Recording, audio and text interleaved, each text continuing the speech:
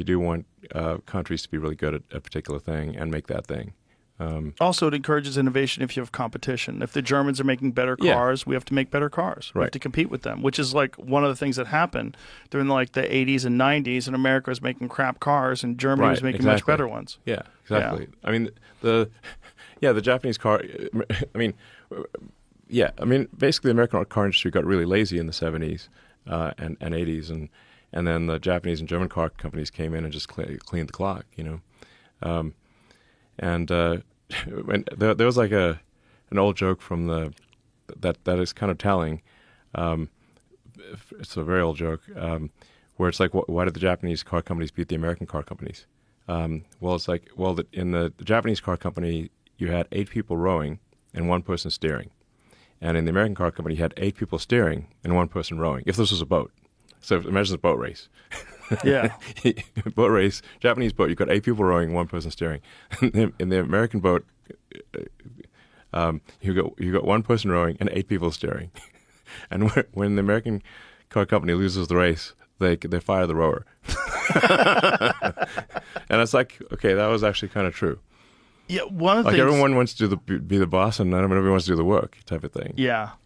One thing that a lot of people are concerned about is the potential disruption that's going to come about with automation and AI.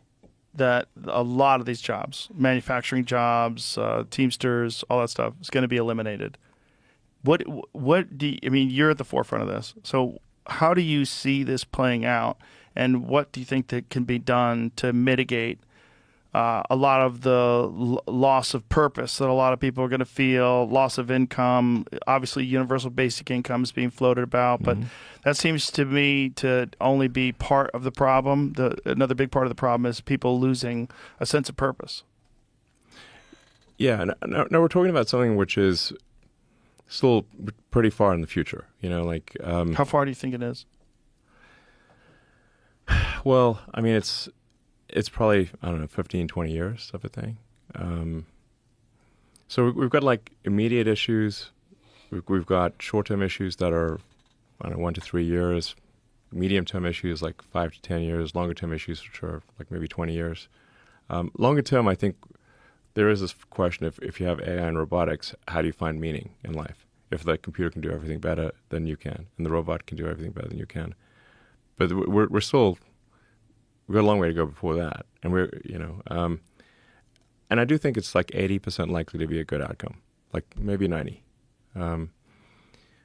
So I think everyone's going to have their own like personal robot, and I think at a certain point, like, wouldn't you want to have your own personal C-3PO R2-D2?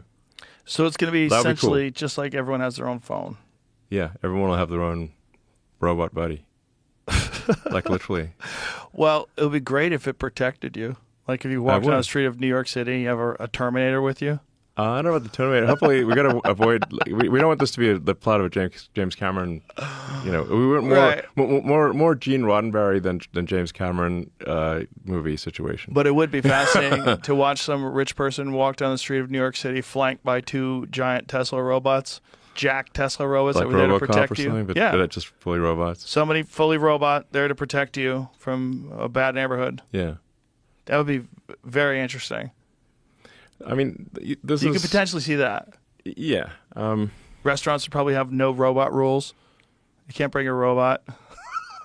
Yeah, leave a robot. Leave your robot outside. Your robot standing by the table. Man, the future's going to be wild. It's going to be wild. Yeah. It's going to be really unpredictable. Like, I don't think, you probably have a pretty good sense of it, but I think most people don't understand the wave that's coming. Yeah. And that's kind of completely drown society and change it forever. Yeah.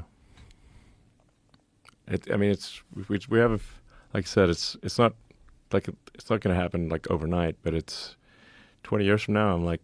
I think it's still like 20 years from now. I think there's going to be more humanoid robots than there are humans. Really? Yes. More humanized? Well, that's so crazy. So that's like more guns. We have more guns than people in America. We'll have more robots than people in America as well. Yes. You'll have a bunch of old robots nobody wants anymore. I guess. Early versions or something. in a historical timeline, 20 years in the past has not been that big of a deal. You know, I mean, this is a big deal, but you go from like 1900, 1920, not that big of a deal. 1920, 1940, kind of a big deal. 1940, 1960, things start getting weird. 60 to 80, wow, that's a big difference. 80 to 2000, holy shit, now you have the internet. 2000 to 2020, whoa, this is nuts. You have propaganda, social media, YouTube, streaming. 20 years from now, like, what are we even talking about? Mm-hmm. It's going to be that much of a shift. Like, it's all accelerating. And we're in the middle of it, so it's very difficult to sort of, like, feel it while it's happening, because it kind of just feels like life. And you just get adapted to the changes. Yeah. I mean, people's phones at this point are a supercomputer in their pocket, like an oracle that can answer any questions, and people just take it for granted. Yeah, it's normal. Yeah. They get mad if it doesn't work. Yeah. It's like Louis C.K.'s joke about using your phone when you're on a plane. Ah, fucking piece of shit. Like, you're in the sky. You're floating in the air. And now it will work with Starlink, too. What's that? It will work with Starlink. The Starlink, Yes. the Starlink connection, it'll be like being on the ground. Well, I was telling you how I used Starlink when I was in Utah. I was in the mountains of Utah. There was no cell phone service anywhere near. And we had full YouTube. We had text messages, FaceTime, everything, phone calls. It was nuts. Yeah. And it's this big as that cigar box. Yeah. It's crazy. Yeah. It's so light. When I brought it out there, like, that's it, or this is it. Let's just plug it in. And the guys I was in camp with were like, this is crazy. Yeah. The whole camp was like sharing it. So it was like 10 people using the Wi-Fi signal. Right. It's nuts. Yep. And then, you know, that's the beginning. I mean, what you're at right now is like what version? This is Starlink Mini, right? So this is like a very small version. How much smaller can it scale down from that? Well, there's a certain area that you need. Like, the bigger the area, the more you can, like your higher the bandwidth. Yeah, because you're like trying to catch these like photons essentially. So you can think of the area of the antenna is like the more area you have, the more photons you can catch. But we have a direct to cell capability as well that we've been launching that will turn on probably in a few months. That'll actually connect directly to a cell phone unmodified. But because the cell phone is a much worse antenna than a dedicated antenna, it'll be about 100 times less bandwidth. But still, you'll be able to like do text messages, pictures, like medium resolution videos, that kind of thing. One of the cool things about the new phone, the new iPhone, the iPhone 16, I got it and I was in the mountains last month and I was text messaging with satellites. Yeah. iMessages. Right. And receiving them. But just text. Yeah, just text. Yeah. But still pretty impressive. Yeah. Yeah. I mean, what are we going to be looking at 100 years from now? I mean, when you... Around 100 years from now, I hope civilization's around. Yeah, that'll be a win. Yeah. Yeah. What are the chances that we fuck this whole thing up? 50%? It's hard to say. I mean,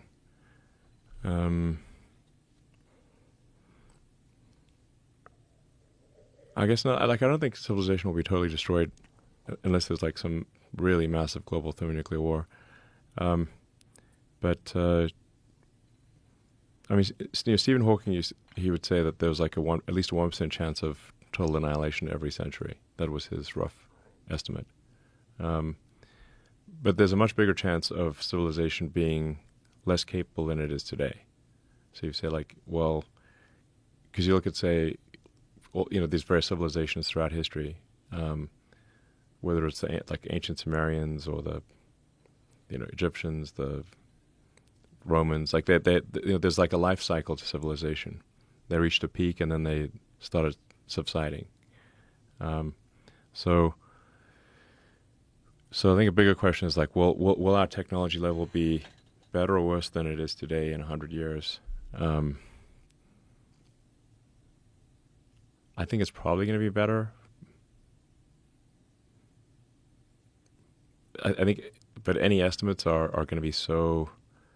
There's so many dependencies. Like an estimate, I think, is I'm not sure it has any meaning, because it's like there's so many things that can happen in 100 years. Well, the logical hope is always that people pay attention to history and they recognize the patterns and how civilizations have collapsed. Yeah. And they recognize what's going wrong in the current society and say, we have to do our best to mitigate this. And we've seen this happen before.